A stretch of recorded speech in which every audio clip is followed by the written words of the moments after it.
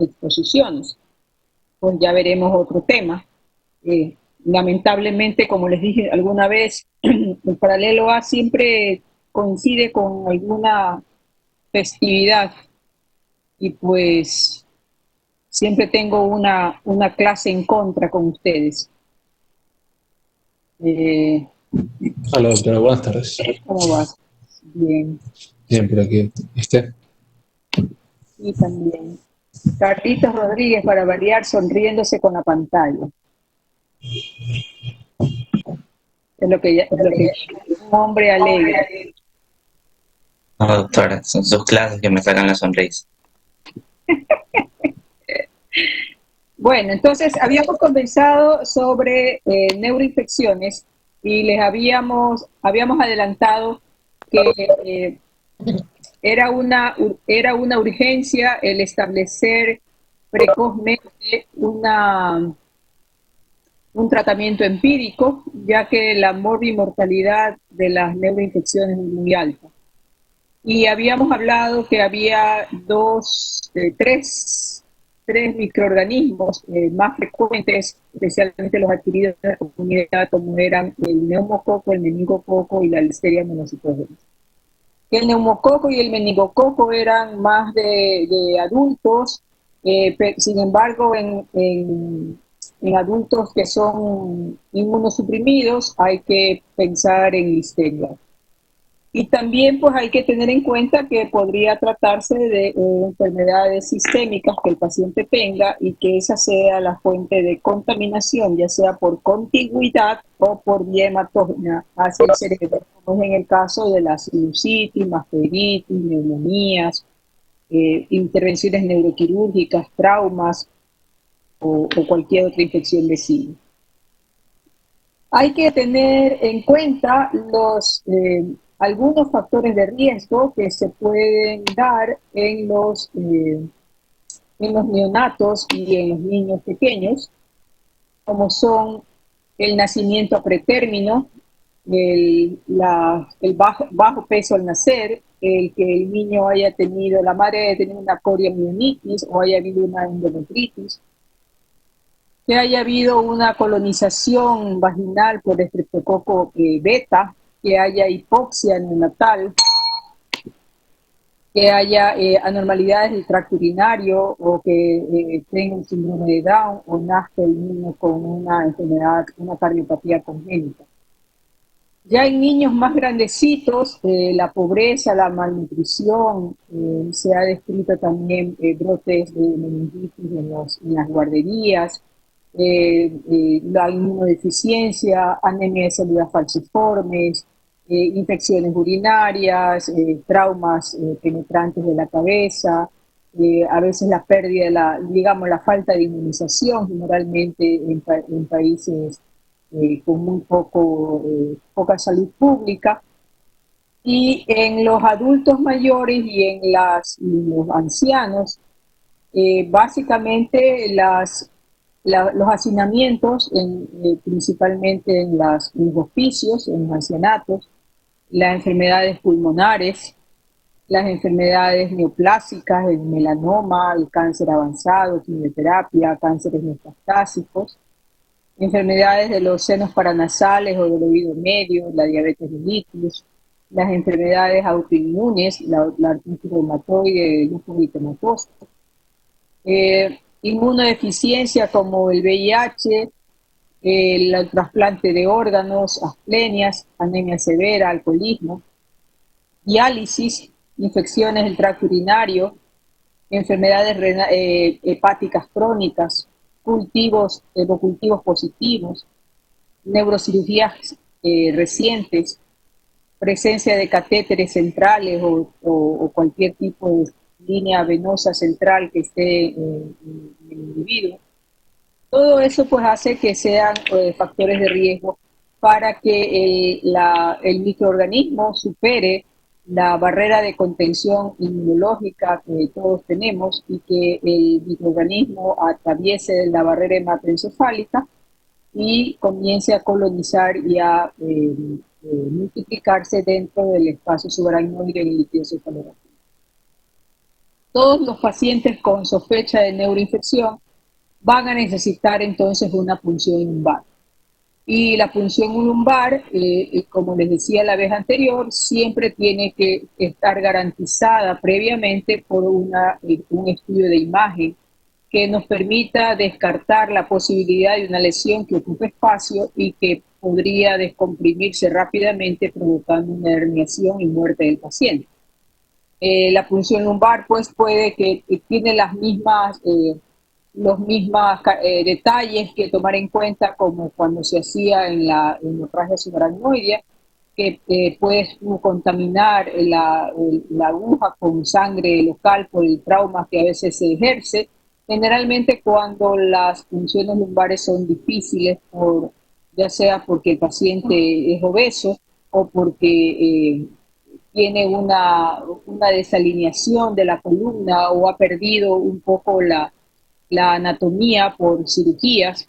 Entonces eso hace que a veces los puntos de referencia no sean los más adecuados y a veces el neurólogo o el médico que está haciendo la punción lumbar no pueda entrar al espacio subaracnoideo rápidamente.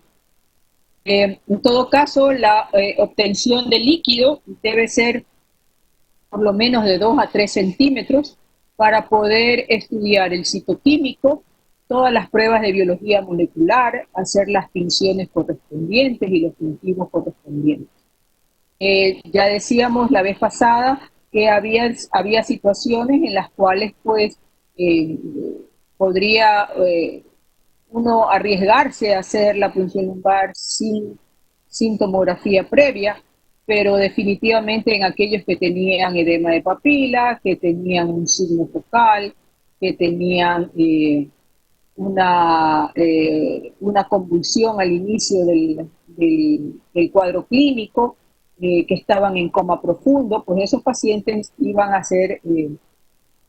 a necesitar obligatoriamente un estudio de imagen. El líquido cefalorraquídeo, como les decía la vez pasada, se encuentra en una cantidad aproximada de 150 mililitros, se va renovando cada 4 horas, es cristalino y aséptico, lo cual pues deja atrás este mito de que queda uno vacío de líquido cefalorraquídeo si se extrae muchas veces, si se hace funciones lumbares repetidas. La glucosa, les decía la vez pasada, que era el 60% de la glicemia. Las proteínas están entre 15 y 45 y las células no deben ser más de 5 células a predominio nuclear. Cuando los parámetros de glucosa disminuida, proteínas elevadas y pleocitosis se cumplen dentro de estos valores, una glucosa por debajo de 34, una proteína por encima de 220 y más de 2000 células con predominio de polimorfo nuclear, lo más probable es que se trate de una meningitis bacteriana. Recuerden que el orden de importancia es primero la glucosa baja, y ahí las células, y al último las proteínas. Es decir, las proteínas, la cantidad numérica, la cifra de las proteínas no es tan importante como el valor numérico de las células y el valor numérico de la glucosa. Porque las proteínas se elevan al mismo tiempo que las células. Entonces, si tienes 200 células, tienes 400 proteínas, un número hipotético. Si tienes 1000 células, y a las finales tienes 200 o 400 de proteínas igualmente, y no se modifica mayormente. Si tienes 3000 células, a las finales llegas a 500 de proteínas. La única salvedad de darle mucha importancia a las proteínas es porque mientras más proteínas hay, más viscoso es el líquido cefalorraquídeo, más santocrómico es el líquido cefalorraquídeo y podría obstruir el flujo normal del líquido cefalorraquídeo. Pero lo más importante es la hipoglucorraquia y la pleocitosis. La hipoglucorraquia más severa se ve con las bacterianas, seguidas por la tuberculosa y por los hongos. Y la pleocitosis Por encima, por debajo de 1000, la mayoría son virales. Entre 1000 y 2000 pueden ser bacterianas, menos que sean virales, y si están por encima de 2000 siempre van a ser bacterianas. Asimismo, si la pleocitosis es predominio mononuclear, pues lo más probable es que se trate de una TB o de hongos. Si la pleocitosis es predominio polimorfonuclear, lo más probable es que se trate de bacterias.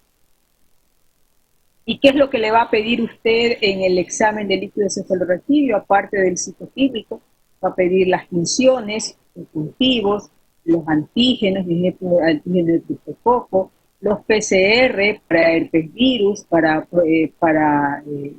micobacteria, para Epstein-Barr, para varicela. Puede pedir anticuerpos para el herpes virus, anticuerpos para varicela zoster. Estos últimos valores o estos últimos exámenes no se hacen, por lo menos en nuestro medio, y podrían ser pedidos afuera en caso necesario, pero lo que sí tenemos son el citoquímico, las tinciones y los PCR. La cantidad como les decía, de variaciones que podría haber en el líquido cefalorraquídeo, siempre tiene un margen de presentación. Como ustedes están viendo aquí, la presión de apertura puede ser variable, pero está por encima de 20. La apariencia del líquido generalmente se vuelve un líquido turbio, a veces antocrómico. Acuérdense que la antocromía está en función de las proteínas. La cantidad de células puede variar, el diferencial de células también podría variar, y la determinación de la glucosa para meningitis bacteriana generalmente está por debajo de 25. Las concentraciones de proteínas generalmente están por encima de 100, la tinción de Gram es positiva en el 75% de los pacientes, y al igual que el cultivo dependerá de la concentración de bacterias en el líquido cefalorraquídeo. Es posible que nuestro paciente haya recibido inicialmente antibióticos, o es posible que nuestro paciente se haya automedicado antibióticos, lo cual pues puede ocurrir, y de hecho pues hace que muchas veces se piense que esto va a alterar los valores del líquido. Y sí, claro que los puede alterar, pero los altera es en función de la sensibilidad para teñir a la tinción de Gram o para cultivar el microorganismo. De 80% pasaría a 60% y de 90% pasaría a 65%. Pero si ustedes se dan cuenta aquí, entre estos valores de bacteriano y esto que lo que dice parcialmente tratado, que sería aquel paciente que ha estado tomando antibióticos 1 o 2 días antes, la proporción de los parámetros se mantiene. Se mantienen más de 2000 células, se mantienen más de polímeros nucleares, se mantiene la glucosa baja, se mantienen las proteínas altas. Entonces, para eso es que siempre insisto en lo importante, lo crítico que es obtener un buen examen de laboratorio de líquido cefalorraquídeo que nos ayude y que no nos confunda, porque por estos valores nosotros podemos confundirnos y de pronto el cuadro clínico decirnos que es bacteriano y el líquido no es compatible con eso. Si el asunto es viral, pues el terreno, el escenario es totalmente diferente. Hay menos de 1000 células, la glucosa siempre va a estar normal y las proteínas, si se elevan, no se elevan más de 100. ¿Cuáles son los factores de riesgo para realizar una punción lumbar en una meningitis bacteriana para que no se provoque herniación? Estos factores de riesgo serían lo que les decía hace un momento, estupor, coma, que el paciente tenga las pupilas dilatadas, que tenga ausencia de reflejo oculocefálico, que tenga edema de papila, que haya tenido convulsiones recientes, que tenga una postura de descerebración, que tenga hemiparesia, que tenga un síndrome de Cushing, hipertensión con bradicardia. ¿Y cuáles serían los factores de tomografía que incrementarían el riesgo de herniación cerebral? Que tengas un desplazamiento de la línea media, que tengas un borramiento de las cisternas basilar y supraquiasmáticas, que tengas obliteración o desplazamiento del cuarto ventrículo, obliteración de la cisterna cuadrigeminal o cerebelosa superior, que haya masas en el hemisferio cerebral o en el cerebelo, y que haya oclusión de los senos venosos, principalmente el vital superior. Entonces, si regresamos a la parte epidemiológica, como tenemos estos microorganismos que son los más comunes, siempre vamos a tener a la mano y en consideración la vancomicina, la ceftriaxone y la ampicilina. Vancomicina y ceftriaxone siempre van a ir juntos y en casi todas las bacterianas como tratamiento empírico. Y la ampicilina la vamos a poner en el caso de que sospechemos una inmunodeficiencia, como es el caso de un paciente con cáncer, un paciente renal crónico, un paciente que tiene diabetes, que tenga una cirrosis, que sea un alcohólico. Y siempre vamos a utilizar la dexametasona precozmente antes de la primera dosis o por lo menos simultáneamente con la primera dosis de la anterior. Si el paciente tiene otros sitios donde hay una infección y se sospecha de anaerobios, vamos a extender el espectro de acción con el metronidazol. Y si tenemos manifestaciones encefálicas, tipo convulsiones o estado confusional, pues tendremos que agregar aciclovir ante la sospecha de una encefalitis herpética.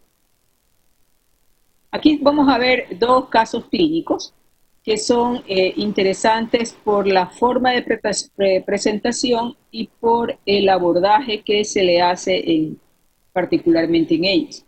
Se trata de una mujer de 60 años que es traída a la emergencia en ambulancia. El día antes se había presentado a la emergencia por una gripe y por dolor en el oído y le habían recetado analgésicos y unas gotas ópticas. Ella había estado en casa desde su trabajo, se había quedado en casa el día siguiente y luego en la tarde fue encontrada o mutilada por su familia. Ella estaba despierta, pero no hablaba ni seguía comandos. Su temperatura era de 40 grados centígrados y había resistencia al movimiento del cuello. Había eritema y sangre presentes en el canal auditivo externo. Se le dio ceftriaxone, vancomicina, ampicilina, metronidazol, aciclovir y dexametasona. Fíjense, todo en combo. Dexametasona 10 miligramos IV. Hasta eso ya se hizo la tomografía que demostró unos cambios mastoideos crónicos, la resonancia no demostró ninguna lesión en el cerebro y la punción lumbar demostró una presión de apertura de 42, una pleocitosis de 29.310 con 86% de polimorfonucleares, unos valores de glucosa de 9 y proteínas de 373. Todos estos valores, ya comenzando por la glucosa de 9 y 29.000 células, esto es bacteriano. La tinción de Gram resultó negativa, los cultivos resultaron negativos, pero el hemocultivo demostró que había estreptococcus y que era sensible. Entonces la ceftriaxona fue continuada y luego todos los otros agentes antimicrobianos fueron descontinuados. Entonces eso es lo que les decía.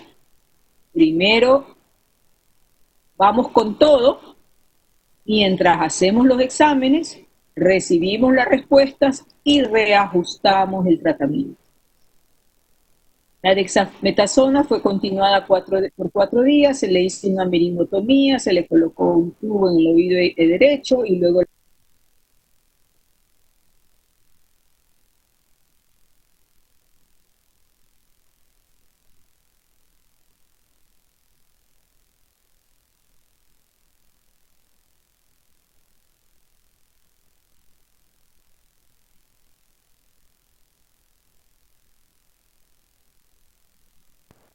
los días anteriores.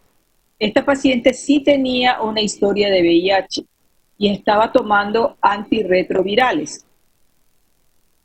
Entonces, esta paciente se estaba tomando antirretrovirales, que tenía un CD4 con de 250 sin carga viral detectable. En el examen ella estaba febril, con temperatura de 38,4, estaba despierta, pero no era capaz de seguir comandos o responder adecuadamente. Se encontraba enrojecida, su cuello era incapaz de ser flexionado, se le comenzó la antibiótico terapia con vancomicina y ceftriaxona. Y luego, 15 minutos después, le agregaron ampicilina y aciclovir.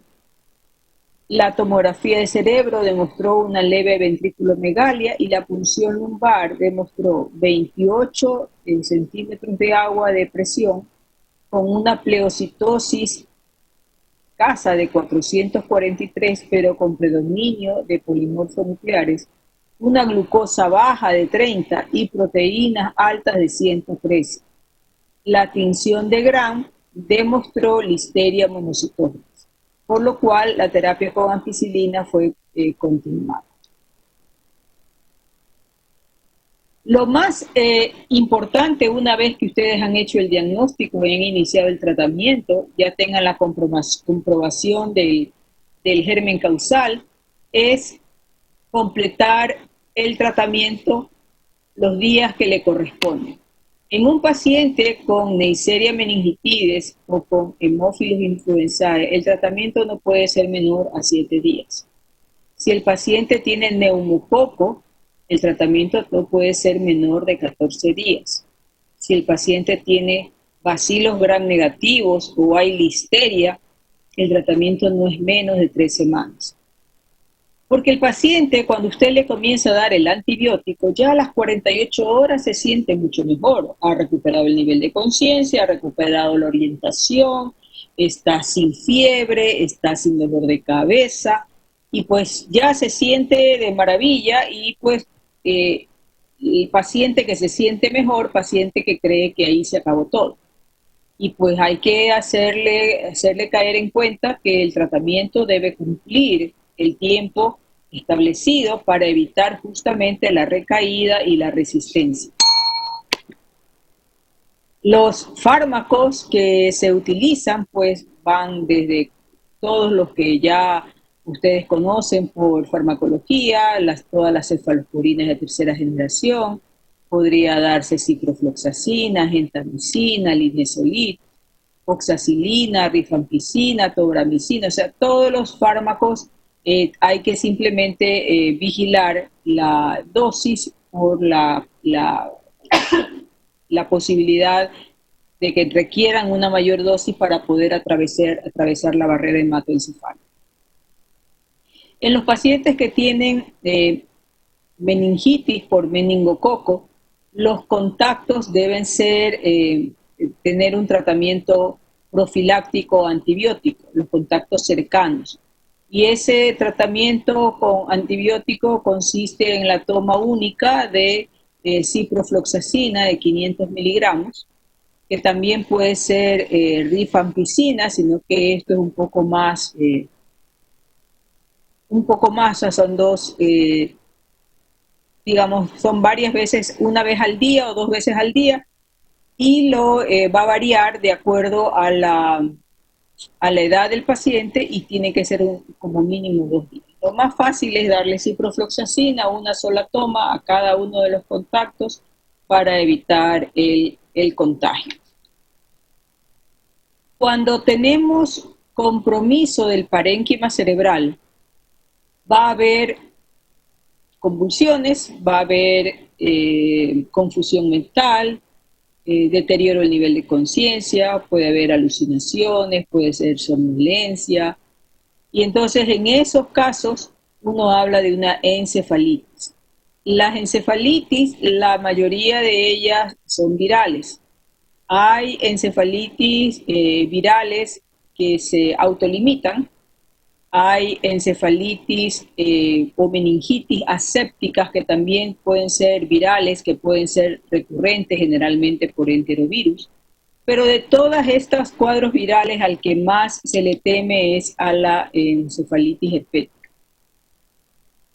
Siempre que estamos frente a una encefalitis y sospechemos que hay un agente causal infeccioso, pues hay que averiguar por exposición a animales cercanos, la rabia, la exposición en lugares de brotes epidémicos, la misma malaria podría dar un cuadro encefalítico. El paciente podría orientarnos de acuerdo al examen físico, si hay parotiditis, si hay parálisis, si hay hidrofobia, aerofobia. Y el diagnóstico, generalmente el líquido cefalorraquídeo demuestra una cantidad de células no tan alta como les decía, no más de 1000, generalmente con predominio mononuclear, y los niveles de glucosa que son normales. Aquí sí tiene valor el electroencefalograma porque podría encontrarle algún tipo de anormalidad. Y aquí pues el diagnóstico en el líquido cefalorraquídeo requerirá el estudio de biología molecular para determinar el agente causal. La encefalitis por herpes simple tiene la característica de este virus de ser neurotropo con especial predilección hacia el lóbulo temporal y la región orbitofrontal del lóbulo frontal. Con lo cual el virus comienza a provocar edema, necrosis de esa zona. Y si el paciente no es tratado a tiempo, el paciente puede fallecer o puede quedar con lesiones significativas de manera permanente. Basta que uno tenga la sospecha, que a uno se le prende el foco y uno dice, aquí a las finales hay un herpes simple, porque el cuadro clínico viene de algunos días con cambios de conducta, con alteraciones del sueño, con estados de confusión, o hay pacientes que se ponen muy irritables fácilmente y cambian completamente su estado mental. Entonces, ante eso, y en una sospecha, es preferible comenzar con aciclovir.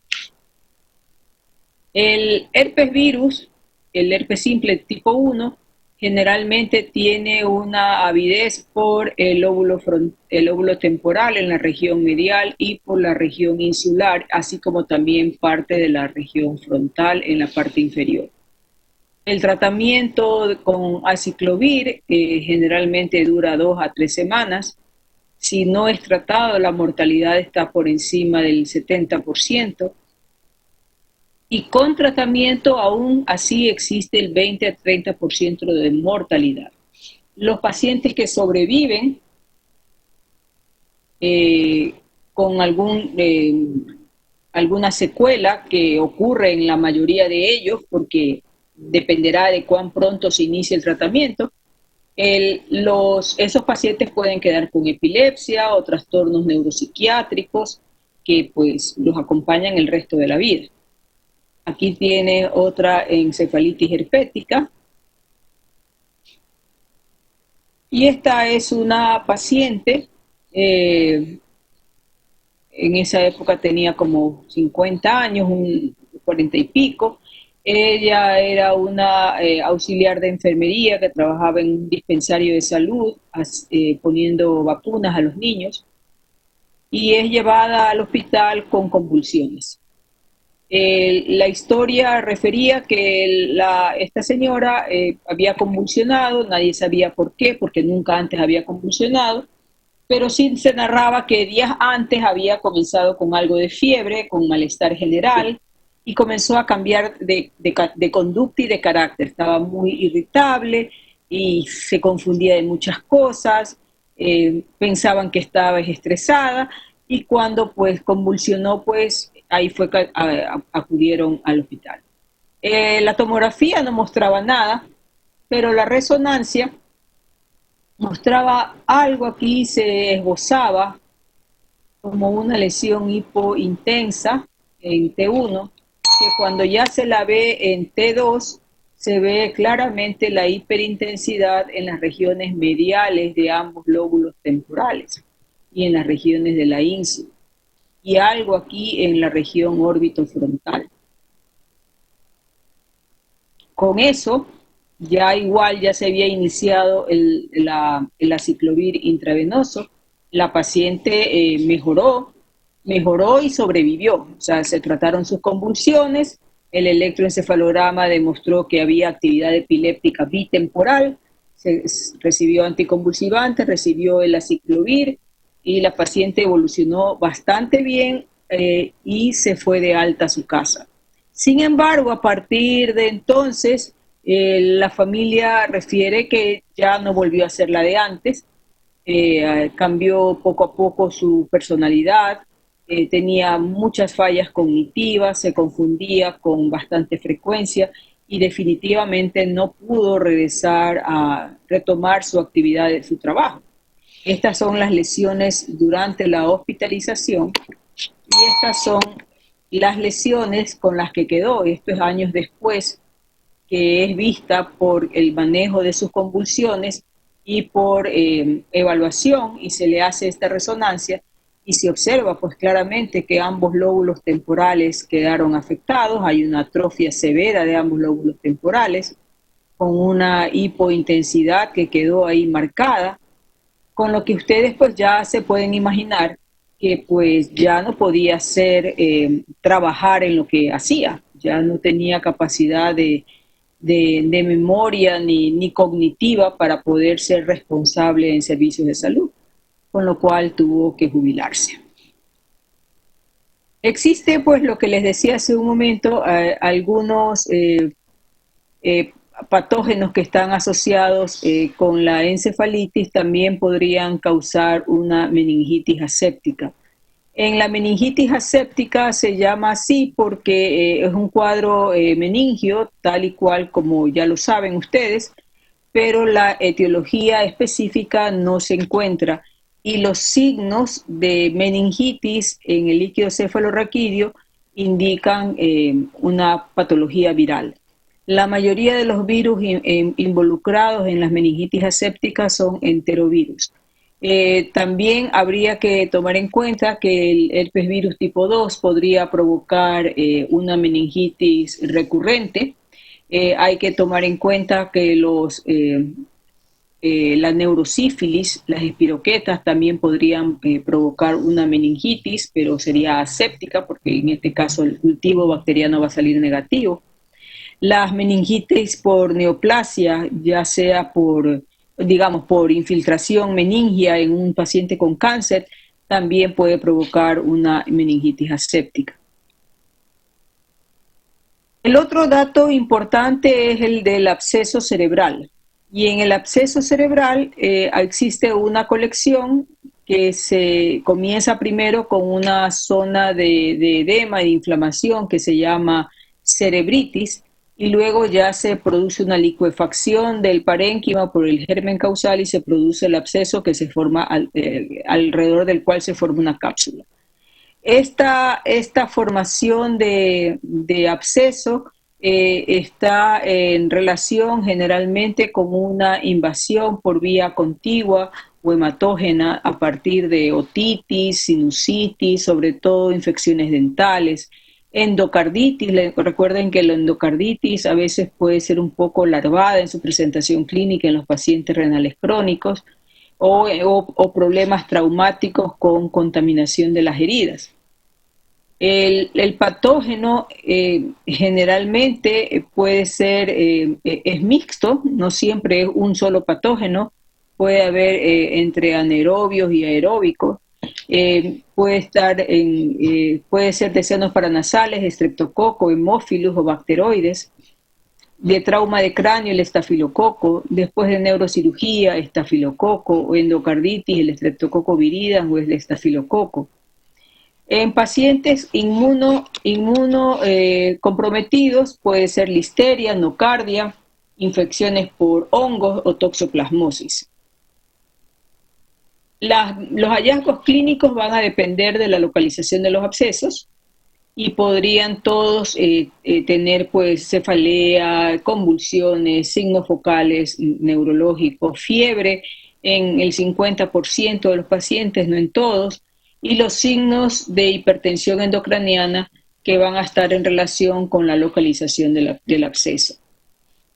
En estos casos, el estudio de imagen es fundamental para diagnosticar el absceso, delimitar su extensión y más o menos a partir de eso monitorizarlo en cuanto a la respuesta al tratamiento. En estos casos no se hace la punción lumbar.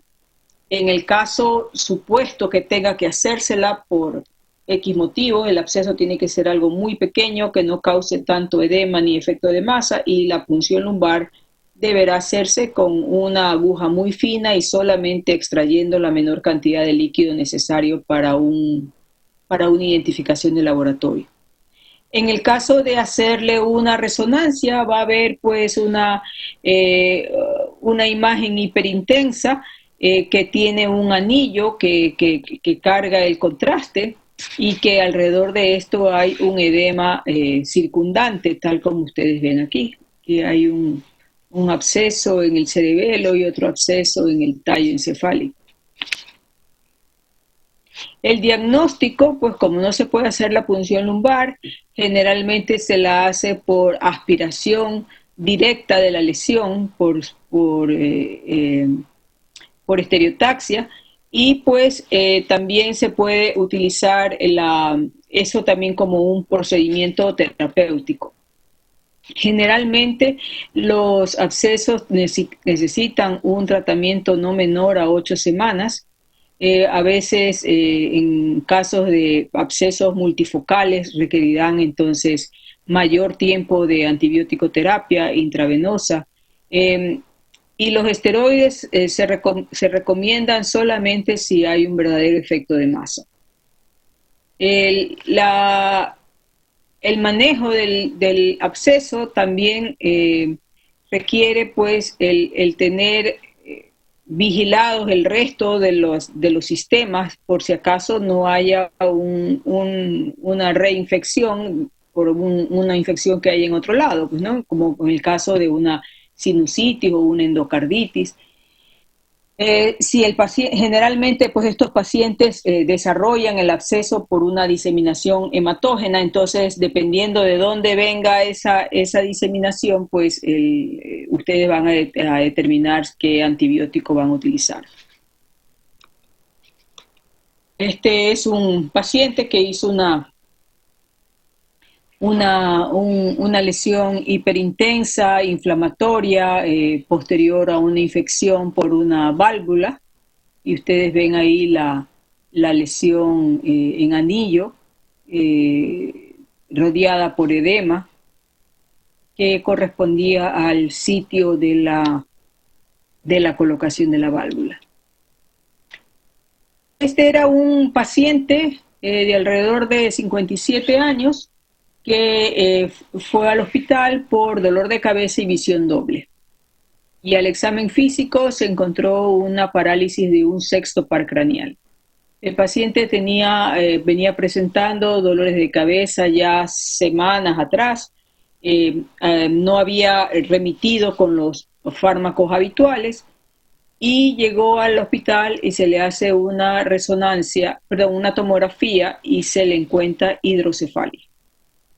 Con el diagnóstico de hidrocefalia, pues rápidamente actúa el neurocirujano, se le coloca la válvula de derivación ventrículo peritoneal, pero se ve que en el resto del parénquima se ven lesiones hiperintensas de diferente tamaño, así como también una hipercaptación de las meninges, lo cual pues daba claramente a entender que era un proceso meningio que por el tiempo de evolución ya era una meningitis crónica.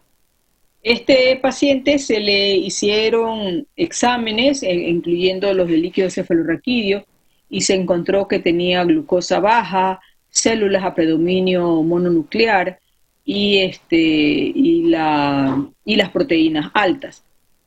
Se sospechaba sobre todo en meningitis por hongos, se podía sospechar también en una meningitis tuberculosa, pero los exámenes de laboratorio no ayudaron más. Entre uno de los exámenes que se hizo con los cultivos para hongos, desarrolló un Aspergillus. Y este Aspergillus había entrado al organismo por una lesión que él tenía en la bóveda etmoidal después de una cirugía de tabique nasal, que aparentemente quedó con una fístula y eso fue reparado, pero ahí se contaminó esa lesión y a partir del seno etmoidal pues se fue para arriba para poder provocar una meningitis por Aspergillus. Y esto pues provocó en él este cuadro clínico que no es el clásico de la meningitis aguda, que tienes 48, 72 horas de evolución máximo con fiebre, dolor de cabeza y deterioro del nivel de conciencia. Ella tenía varias semanas, creo que eran hasta 2 meses que ella tenía, con un cuadro larvado, de febrícula, de dolor de cabeza, de malestar general, de algo de cambios cognitivos, etcétera, hasta cuando ya ve doble y con el dolor de cabeza acude al hospital. Y aquí ustedes ven estas lesiones múltiples que capta contraste. Y este es otro paciente que ingresó en coma, con un cuadro clínico también de varias semanas de evolución con cefalea, con somnolencia diurna, con un poco de inapetencia, había bajado de peso y se le hace esta resonancia. Como ustedes ven aquí, hay una hipointensidad en la región medial, aquí también hay unas hipointensidades en la zona del mesencéfalo, en la otra zona temporal. Ustedes ven aquí edema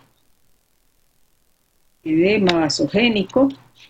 Y lo más interesante es que cuando se le pone el contraste, existe una hipercaptación del medio de contraste a nivel de las meninges basales. Y esto es algo característico de la meningitis tuberculosa. Cada vez que hay una hipercaptación en el curso de una meningitis y ustedes encuentran que hay una hipercaptación del medio de contraste en las meninges basilares, eso lo más probable es que se trate de una tuberculosis, que tiene una especial predilección por esta zona. Esta invasión meningia por la tuberculosis provoca como afecta a la parte basal, provoca compresión de los pares craneales y también produce vasculitis, y esa es una de las razones por las cuales en la meningitis tuberculosa existe habitualmente compromiso de pares craneales. Asimismo, la presencia de esta hipercaptación basilar de las membranas de las meninges también es el responsable de que el fluido del líquido cefalorraquídeo no sea regular y entonces comiencen a bloquearse los orificios de salida. Fíjense aquí, esta paciente, este mismo paciente, la hipercaptación. Acá arriba no hay captación mayor del medio de contraste de las meninges, pero sí aquí abajo.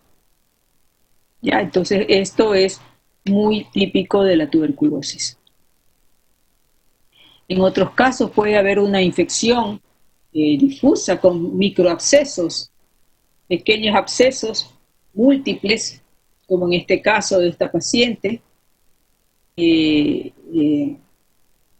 no se pudo determinar el agente causal, pero que se ve claramente una infiltración difusa por abscesos que fue el resultado de la autopsia, aunque no se pudo establecer el germen. Fíjense que aquí está, es una invasión parenquimatosa de este agente infeccioso. Aquí en este cuadro tienen los hallazgos de laboratorio típicos de las meningitis bacterianas, tuberculosa, la criptococócica y la viral. Fíjense que las proteínas más o menos están entre 100 y 200, en las virales están normales. Las células en la bacteriana 2500 lo ponen como máximo, pero ya saben que puede ser mucho más. Generalmente son 200 en la tuberculosa, 20 pueden ser en criptococo y 80, 100 en meningitis. Fíjense que no hay mucha diferencia en cuanto a la cantidad de glucosas, de células excepto de las bacterianas. Lo más importante es la distribución. Unos son predominantemente mononucleares y el otro polimorfonucleares. La tinción de Gram, la tinción de tinta china o el VAR podrían ser significativos en darnos una idea de que si es bacteriano, viral o tuberculoso.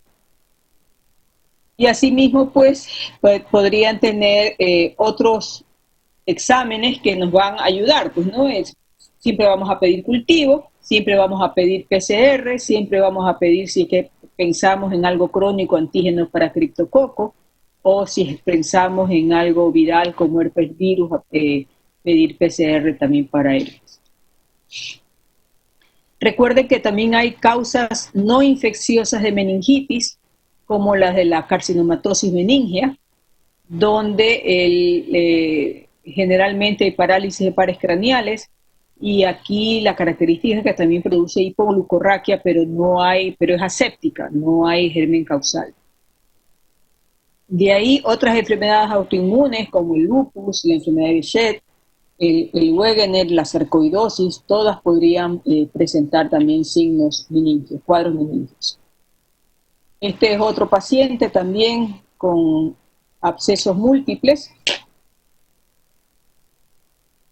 que desarrolló pues un cuadro meningoencefalítico, pues también del que no sobrevivió.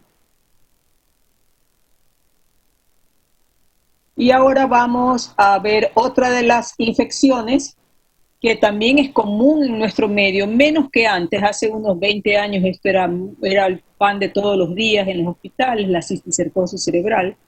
Eso ha ido mejorando con el tiempo ante todas las campañas insistentes de higiene. Ya saben que la cisticercosis se adquiere por ingesta de carne de cerdo contaminada o legumbres contaminadas con huevos de cisticerco, con los huevos del cisticerco que el parásito, que el animal puede eliminar, y eso a su vez contaminar los alimentos, o el individuo que desarrolla la teniasis va a botar los proglótides, y esos proglótides también pueden contaminar alimentos, o el paciente mismo puede ser contaminación, autoinfección por mala higiene después de estar en el baño, o sea, contaminación fecal oral. Este cisticerco se puede desarrollar en cualquier órgano, pero tiene una especial avidez por el cerebro, el globo ocular y los músculos. Entonces, Tenemos los huevos de Taenia solium en las heces, que estos huevos de Taenia solium van a ser ingeridos por los cerdos. El cisticerco se crece en los músculos de los cerdos. Esta carne infectada puede ser ingerida por los humanos y entonces se produce una evagenación del cisticerco en el estómago y esto de aquí va a provocar la teniasis. Entonces, el individuo con teniasis que bota estos huevos de Taenia solium en las proglótides puede contaminar la comida o puede el manejo impropio con las manos sucias y estos huevos de Taenia solium desarrollar la cisticercosis en el individuo. La cisticercosis produce este clásico cuadro de infestación quística y de calcificaciones. La característica de la cisticercosis son estos quistes que como ustedes ven son un poquito más grandes que esos microabscesos que veíamos hace un momento y que tienen la característica de que en un mismo corte y en un mismo paciente usted puede encontrar varios estadios evolutivos de la enfermedad. Aquí tiene un cisticerco con el escólex, cisticerco con el escólex, cisticerco con el escólex. Aquí tiene una calcificación. Aquí tiene un quiste, solo un quiste viable. ¿Ya? Acá tienes otra calcificación y así sucesivamente. Aquí hay que estudiar que existen 4 estadios. El estadio vesicular, que equivale al parásito vivo, el estadio coloidal, donde ya comienza a haber una inflamación intensa que implica comienzo del daño de la pared del quiste y transformación al líquido turbio. Esto sería el inicio de la muerte del parásito. Luego pasa al estadio granulomatoso y finalmente pasa al estadio de calcificación. En el periodo de calcificación, los pacientes, en estos casos, ya el parásito está muerto. Pero como en un mismo individuo pueden estar calcificaciones y quistes viables y quistes no viables, basta que existan quistes viables para que uno le dé el tratamiento contra el cisticerco. Pero si el paciente solamente tiene calcificaciones, esto ya es un estadio ya de muerte del parásito que solamente requiere el tratamiento sintomático. La sintomatología principal de la cisticercosis son las convulsiones. Es decir, si el paciente ha ingresado por convulsiones, recibirá tratamiento anticonvulsivante, pero si solamente hay estadio calcificado, ya no recibirá el albendazol o el praziquantel, cosa que sí lo va a hacer quienes todavía tengan parásitos vivos. Aquí tienes un quiste, acá tienes un granuloma y acá tienes las calcificaciones. Si el paciente solamente se presenta con esto, el paciente no requeriría tratamiento anticisticercoso. El organismo trata de liberarse, activa el sistema inmunológico para destruir los quistes. Y por eso cuando existe una infestación masiva de parásitos al cerebro, el cerebro se inflama y produce lo que se llama la encefalitis cisticercosa. En la encefalitis cisticercosa ocurre hipertensión endocranial, el paciente está con cefalea, náuseas, vómitos, puede tener papiledema, puede tener deterioro del nivel de conciencia, y usted ver en la tomografía múltiples imágenes hiperdensas y gran cantidad de inflamación con borramiento de las fisuras.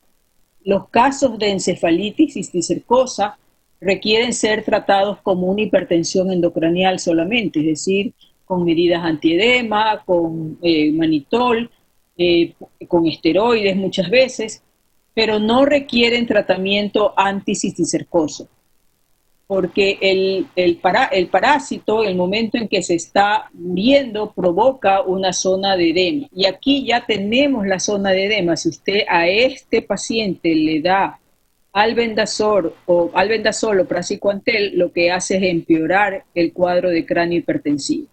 Entonces, en una encefalitis cisticercosa, el tratamiento antiparasitario está contraindicado. Aquí tienes una encefalitis cisticercosa, mucho edema, y ahí se ven los parásitos cómo se están muriendo.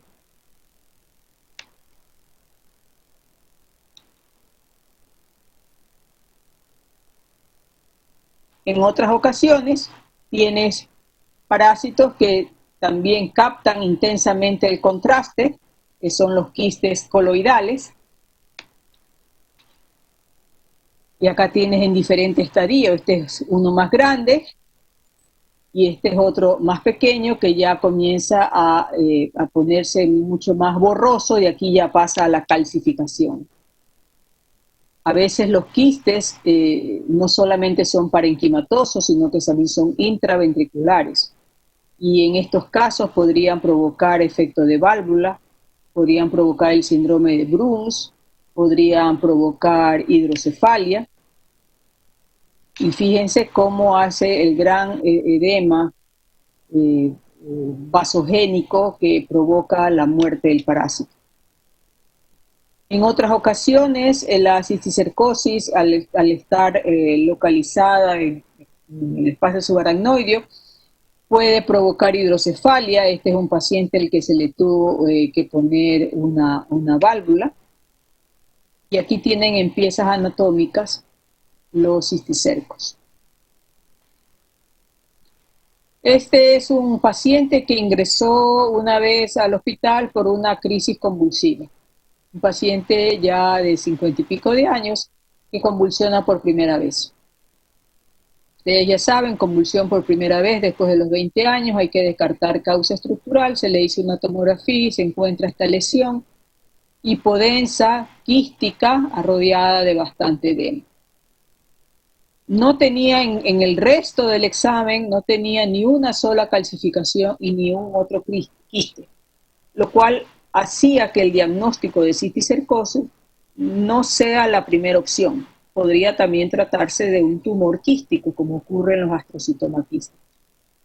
Entonces, había que decidir si a este paciente se le daba solamente medicación antiedema o se le daba tratamiento antiparasitario con la finalidad de hacer un diagnóstico terapéutico si se reducía el quiste o no, cosa que no iba a suceder inmediatamente, sino en el lapso de varias semanas. Pero se optó por hacerle cirugía estereotáxica, biopsia estereotáxica, ya que el quiste, la lesión era bien superficial, no estaba en zonas de lenguaje, no estaba en zonas de área motora y podía ser de acceso quirúrgico fácil. Aquí se ve, y fue un cisticerco. ¿Ya? Entonces, no siempre es lo que uno cree, y pues la biopsia definitivamente fue la que hizo el diagnóstico. En el espacio subaracnoideo, los quistes de cisticerco suelen crecer con de más tamaño, porque tienen más espacio para desplazarse, y ahí se forman a veces unos gajos de cisticerco, y por eso esta fase se denomina cisticercos racemosos, como racimo. Entonces, estos quistes pueden ser de gran tamaño, y en estos casos también se prefiere la cirugía, porque usted puede darle medicación, pero la medicación lo que acelera es la muerte del parásito, y la muerte del parásito no se hace de un día para otro, se da en el lapso de semanas, meses y a veces años. Y durante todo ese tiempo, este quiste grande lo que está es provocando daño, muchas veces signos focales o epilepsia. Entonces, si el quiste es grande, donde el acceso quirúrgico es mucho más fácil y práctico, pues se opta por el acceso quirúrgico. Estos son más quistes racemosos, y este también son más quistes de cisticerco, donde ustedes van a ver aquí un granuloma. Aquí hay quiste, este es un quiste vesicular, no capta contraste, y este es un quiste coloidal que sí capta contraste. Al captar contraste ya indica que se ha roto la membrana de la cápsula y por lo tanto es el inicio de la muerte del parásito. El criterio de diagnóstico de neurociticercosis cumple una serie de principios que van desde el estudio histológico hacia las lesiones quísticas que se vean con escoles en la neuroimagen, pero generalmente nos podemos ayudar por estudios de anticuerpos en suero positivos, por inmunoelectrotransferencia, o por la presencia de antígenos para cisticerco en líquido cefalorraquídeo, también por ELISA. Muy bien. ¿Alguna pregunta hasta ahí, jóvenes?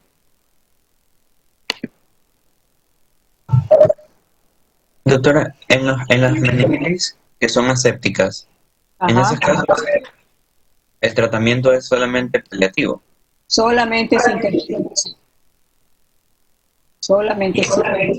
Y en ese caso que yo sospeche meningitis, o sea, yo no sé que es meningitis aséptica al inicio, ¿verdad? Entonces ahí no debería iniciar el tratamiento empírico. A ver, puedes iniciar el tratamiento empírico si tú sabes que es una meningitis, y mientras no sabes que es aséptica, pues no la vas a poder. Podrías tú, sí, yo lo justifico, pero acuérdate que si una meningitis aséptica y todas ellas son virales, la mayoría de ellas son virales, generalmente el cuadro no es tan severo. De manera que, pues, de pronto solamente tiene la cefalea y la fiebre y nada más, no tiene signos meningios, puede que el paciente tenga muy poca sintomatología infecciosa, pero puedes iniciar el tratamiento empírico, o sea, creo que en términos prácticos uno empezaría el tratamiento empírico. El problema está cuando tú tienes meningitis recurrentes, y esas meningitis recurrentes, como la coriomeningitis leucocitaria, también pueden provocar meningitis asépticas que son recidivantes. Pero sí, puede utilizar el antibiótico. Eso no estaría bien en todo caso. ¿Alguna otra pregunta, Felipe?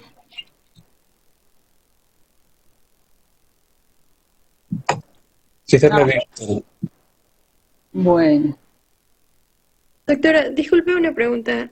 Una vez que se resuelve la infección por neurocisticercosis, en este caso, ¿tuviera secuelas permanentes?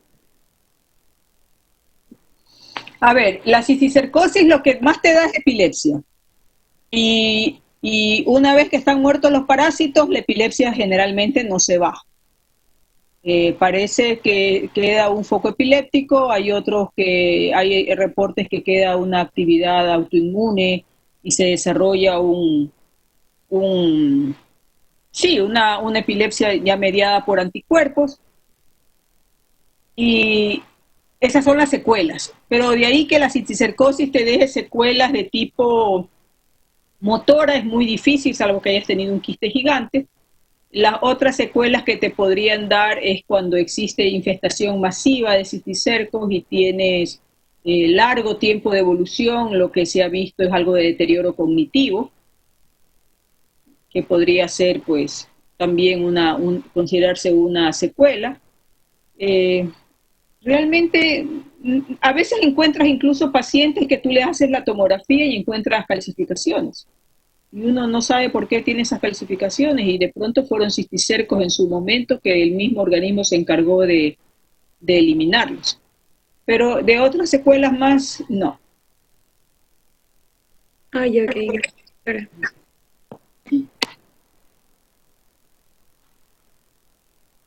Bueno, niños, vaya, disfrute su grito de la independencia.